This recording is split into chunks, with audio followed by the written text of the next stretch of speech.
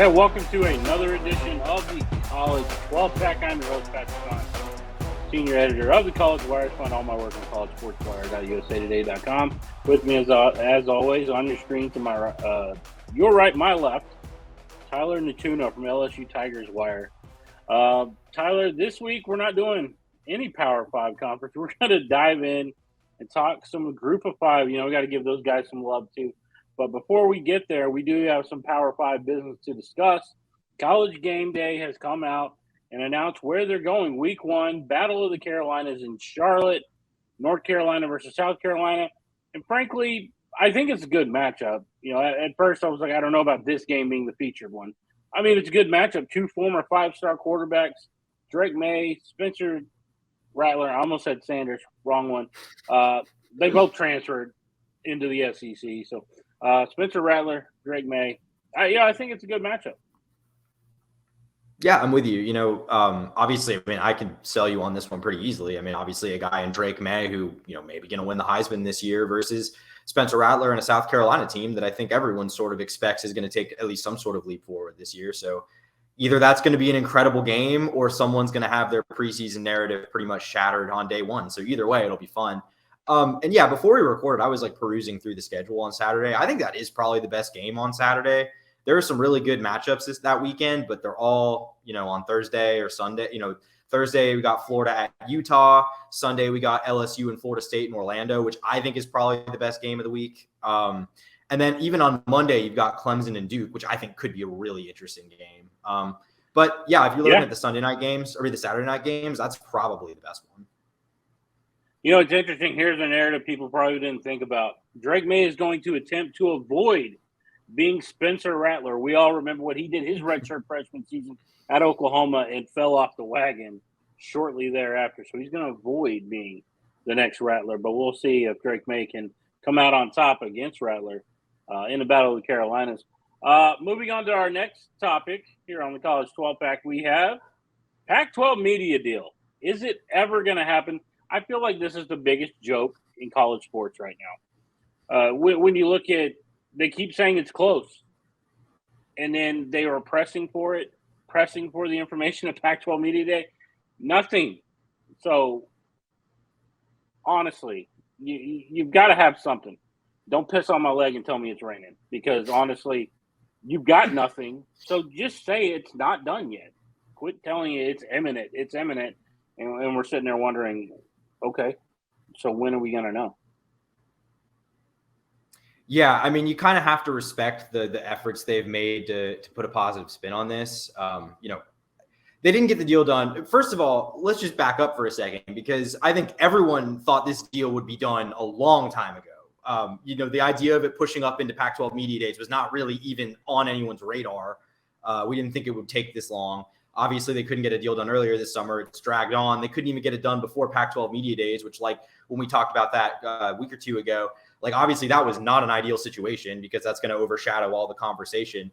Now they've tried to spin it. They've tried to say, oh, we want the focus to be on football this week, and that's why we're not announcing anything. Okay, man. We'll see when you finally get that deal done. You've apparently got an offer on the table from the CW. You're not going to get you're not going to get as much money on your media deal as the Big 12 did a couple months ago. I think that's pretty much a guarantee at this point. So, and the lack of this media deal really seems to be the main hangup when it comes to potential expansion. Obviously we'll get into this more later in the show, but San Diego State not joining the Pac-12, at least imminently. Would they be if, a media deal was done? Perhaps. Maybe that something will get done then. But yeah, in the meantime, this is just a bad look. Commissioner George Kliavkoff has said the longer we wait, the better deal we're going to get. They think they have leverage. I'm not so sure about that, but we'll see how it all plays out. I feel like all the leverage is in the hands of the four other power conferences that have their media deals. And looking at, maybe they should give Brett Yormark a call and ask him, how do you market this thing? Because he didn't have a big-time program, so to speak. No Texas, no Oklahoma, and still got a massive deal. He got his guys paid, so maybe he should give him a call. All right, but let's get into the Group of 5, because that's really what we came to talk about today. There's a lot of teams out there, I think, that deserve some recognition, some we're going to give him some time here. We're going to give him some airtime. It really, I think when you look at some of the Pac-12 teams, Pac-12, I'm sorry, group of 5 teams, let's start with a team that beat a Pac-12 team last year. Tulane Green Wave. I mean, you really have to like Michael Pratt, the quarterback.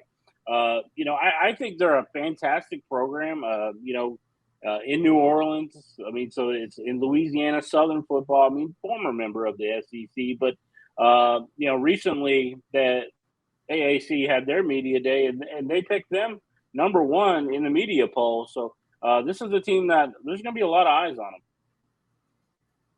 Yeah, really, really, really impressive what Willie Fritz has done at Tulane. I mean, obviously a program that does have some history, was in the SEC, but not a lot of history when it comes to football success, at least in the last 50 or so years.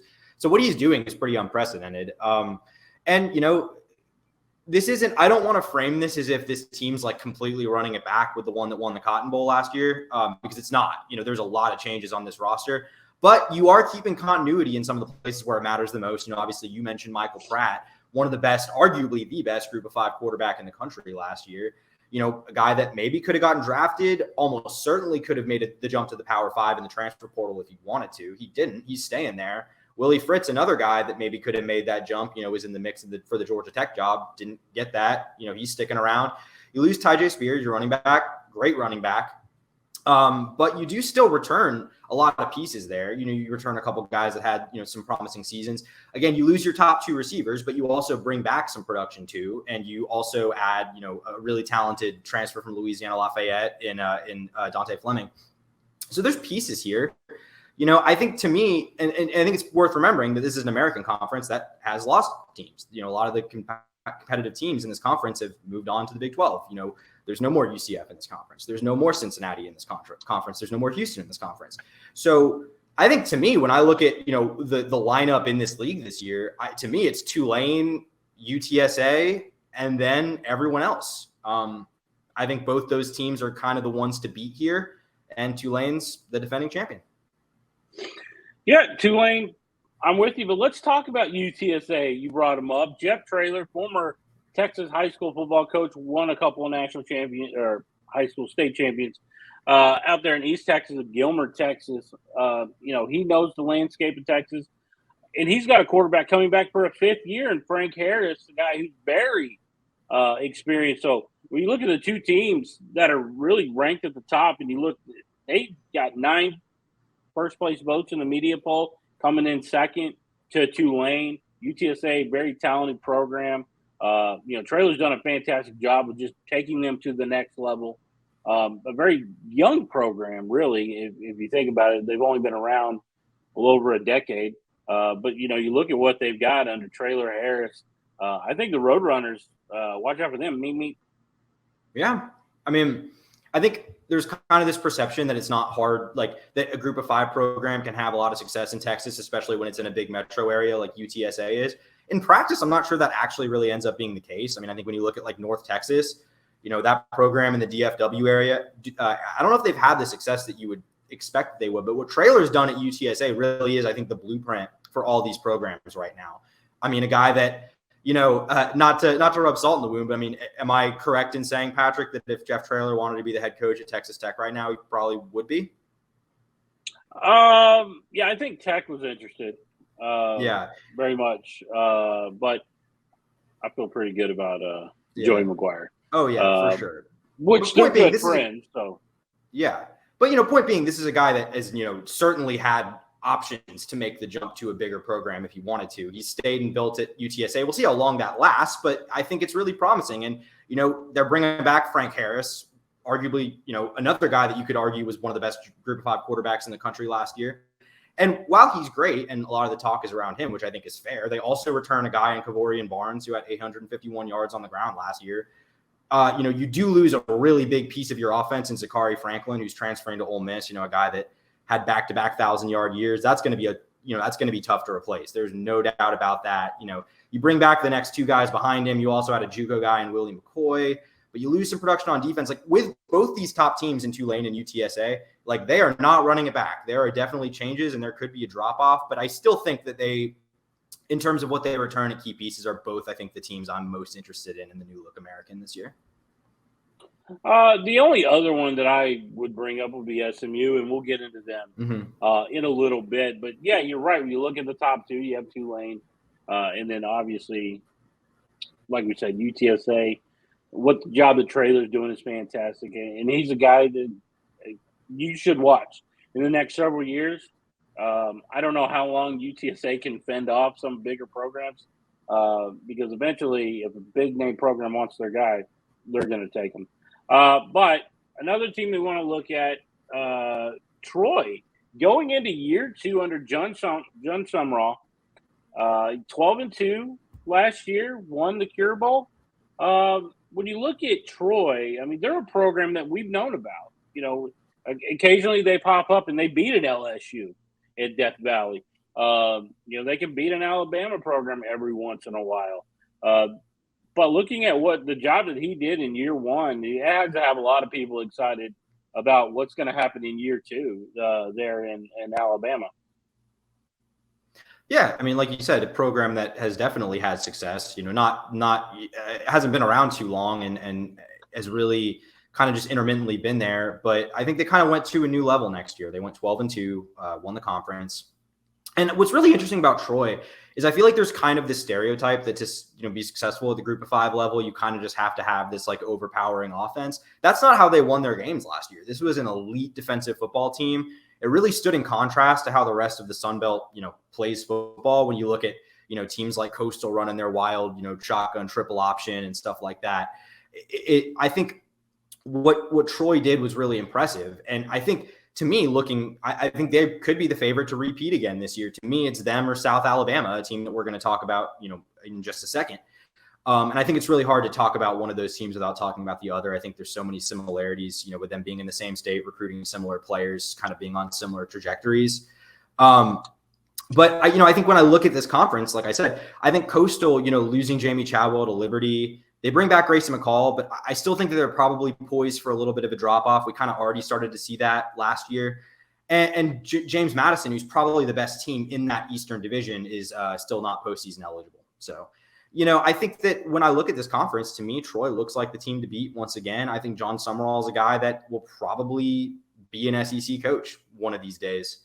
Oh, and by the way, as much as we talk about their defense, they also bring back an 1,100-yard rusher in Kamani Vidal. So it sounds like they've got a lot of things going for him there at Troy, and he might be in the SEC coming in, in the near future.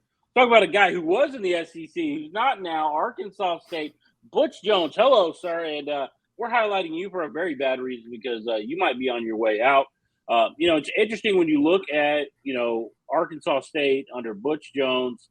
Not great. The numbers are awful. They are coming off their third straight losing season. That hasn't happened since Steve Roberts. First 3 years at Arkansas State was 14-22.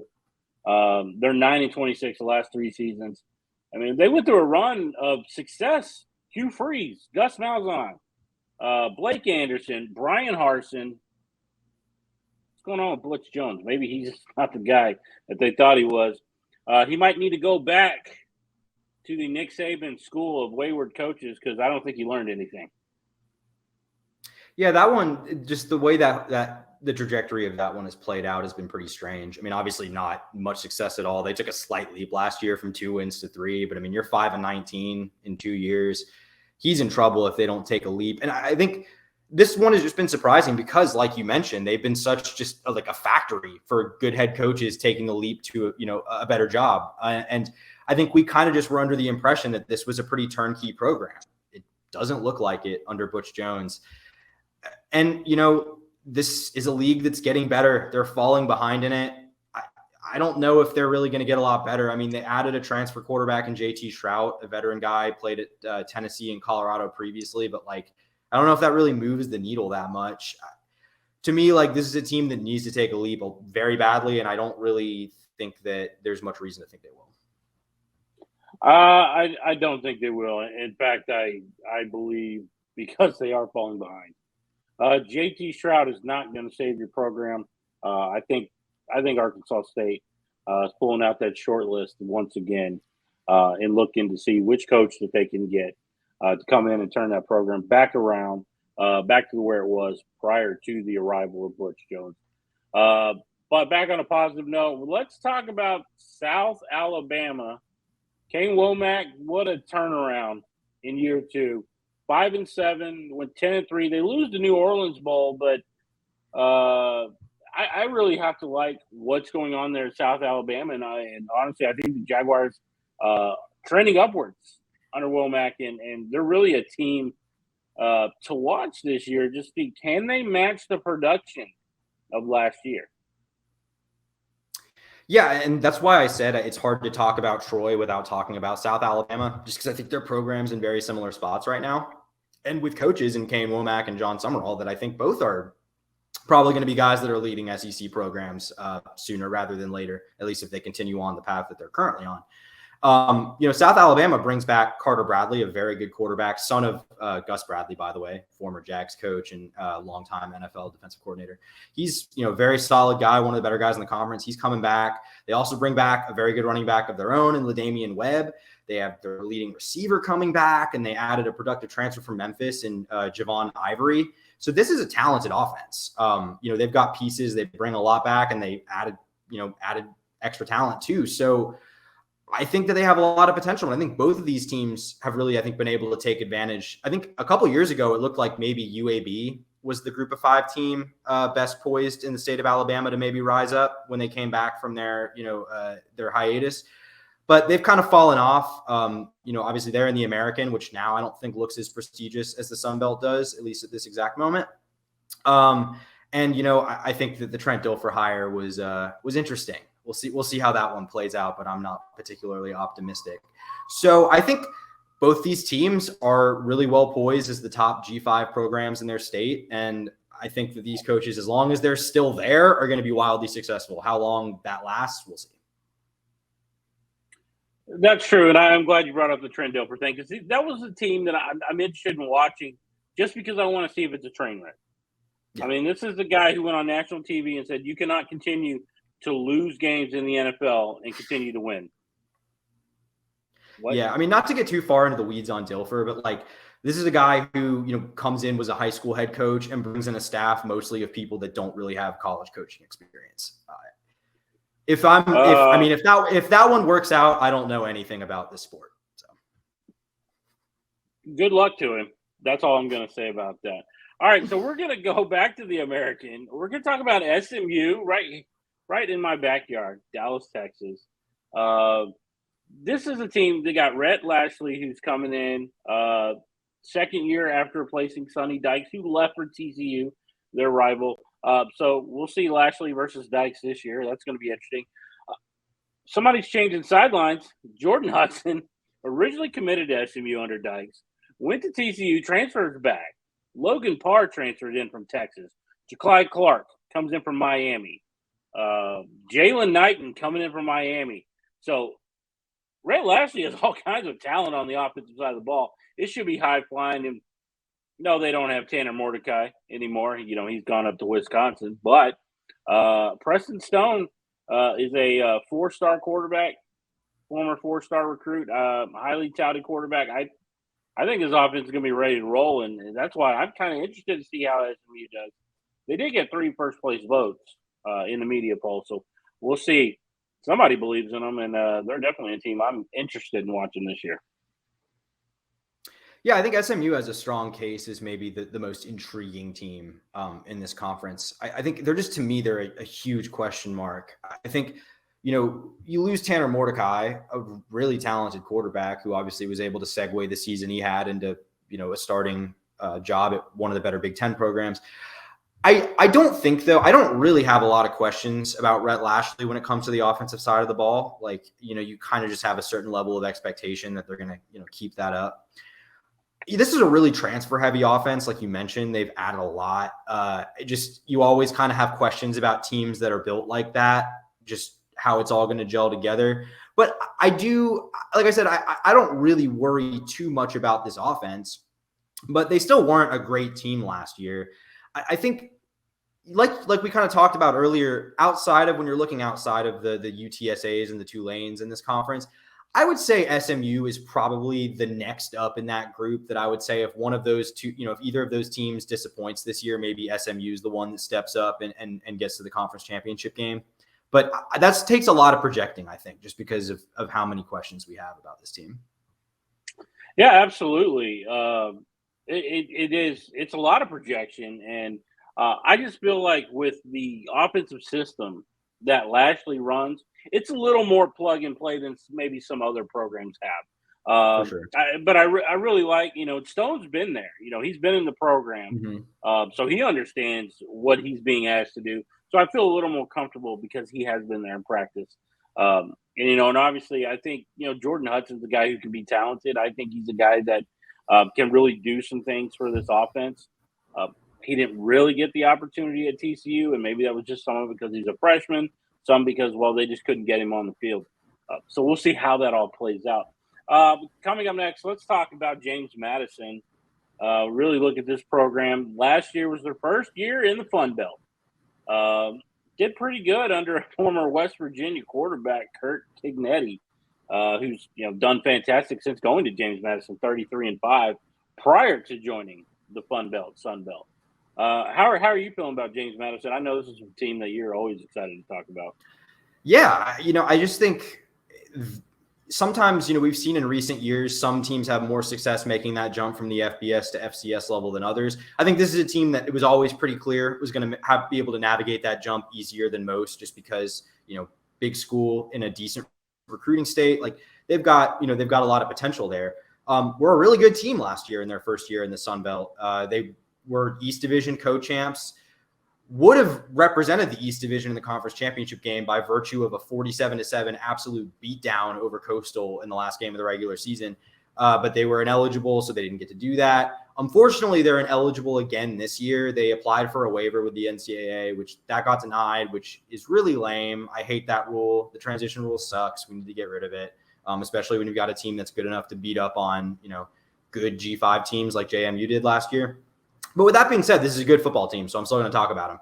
And, I think that, you lose your starting quarterback in Todd Centeio. You're bringing in a guy in Jordan McLeod who started at USF earlier in his career, transferred to Arizona, didn't really play much at Arizona the last 2 years, so you're kind of hoping you can get something more out of him there. I still think, though, in East Division in the Sun Belt, it just has a lot of questions. I do think that this is probably the best team in it. Who actually represents the division, I don't know, because it's going to be probably Coastal or something like that, or Georgia Southern or App State, because, like I said, JMU is not eligible. But with that being said, this is still a really good team that I think is probably going to be in the 8, 9, 10 win range. We're definitely going to have to keep our eyes on them. And like you said, I agree with you. I hate the rule, the transition rule. I mean, if this team in their first year, second year, are good enough to represent the conference, let them do it. And I know, and maybe this is the way of keeping people from jumping from FCS to FBS, but I still don't like the rule. I mean, we have the one-time waiver for transfers. Why not add a one-time waiver? Let them jump up. Next up, let's go to the Mountain West, Boise State.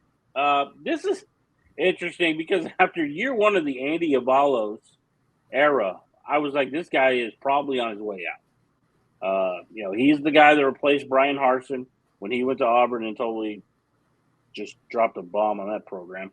But Andy Avalos went 10-4 last year, wins the Frisco Bowl, and all of a sudden, Boise State Broncos are fun to watch again. Yeah, Andy Avalos shifted the narrative here very quickly in a positive way. They start last season pretty tough. They make an offensive coordinator change mid-season. They bring in Dirk Cutter, a longtime NFL OC who was on the staff in an off-field role. He comes in, finishes out the year as interim.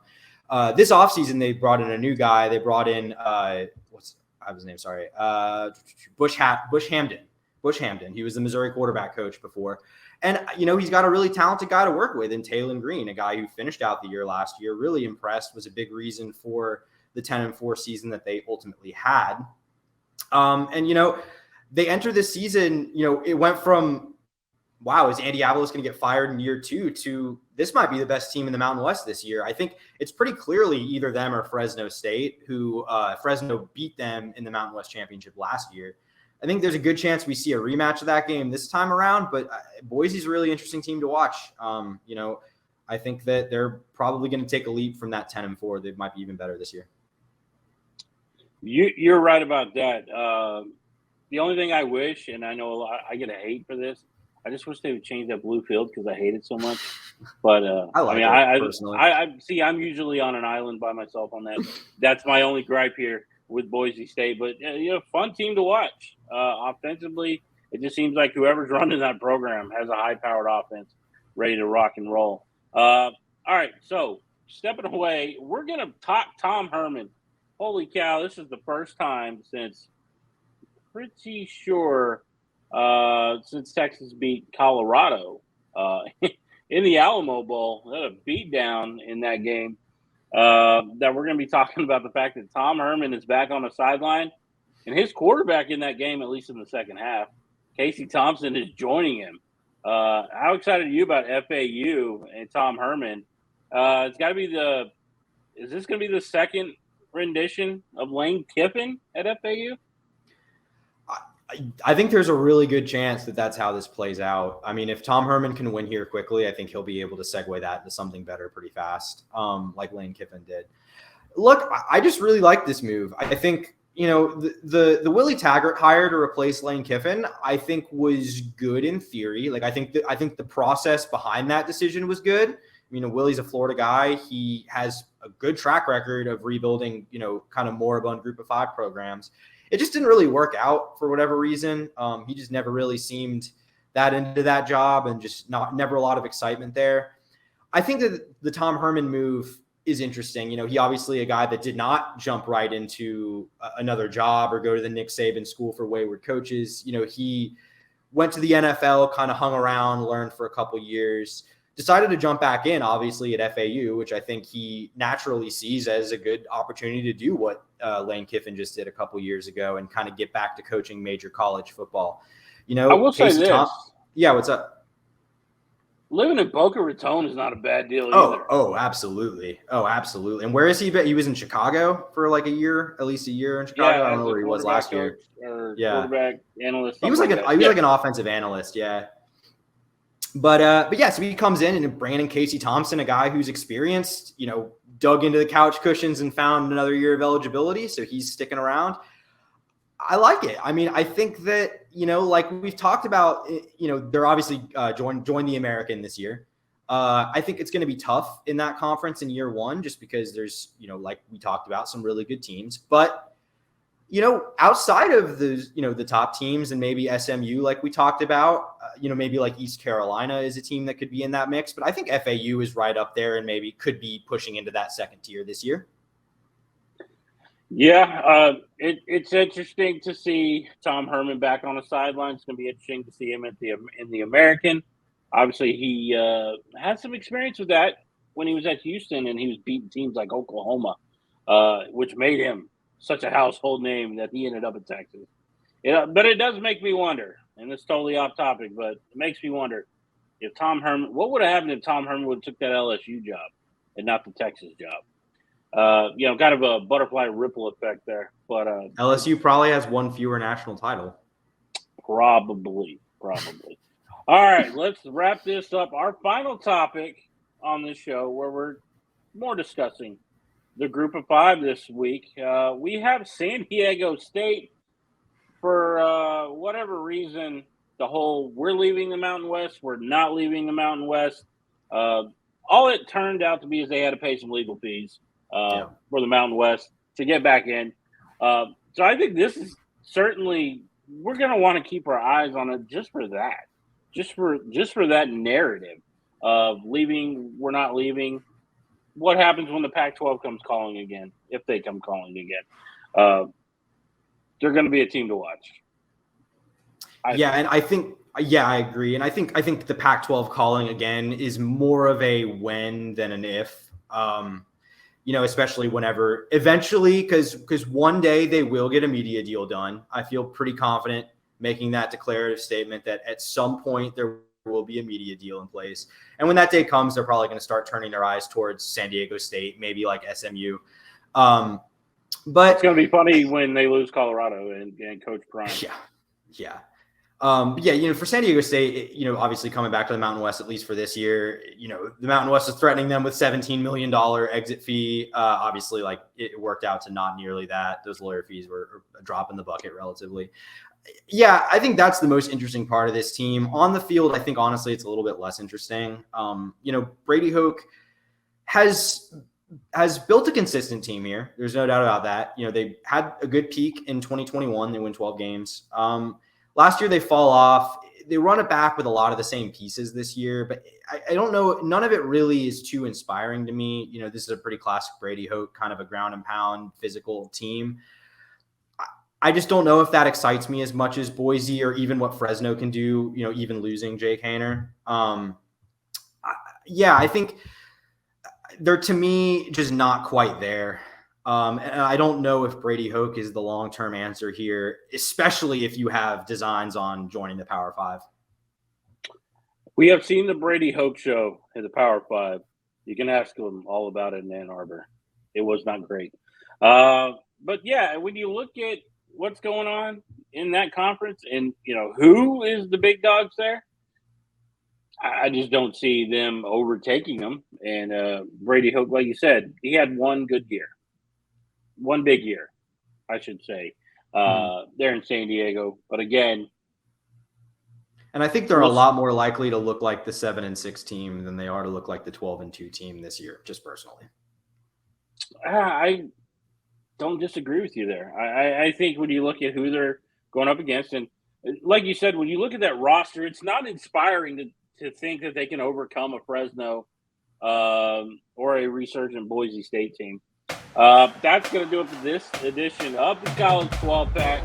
From Tyler, I'm Patrick. We'll see you next week.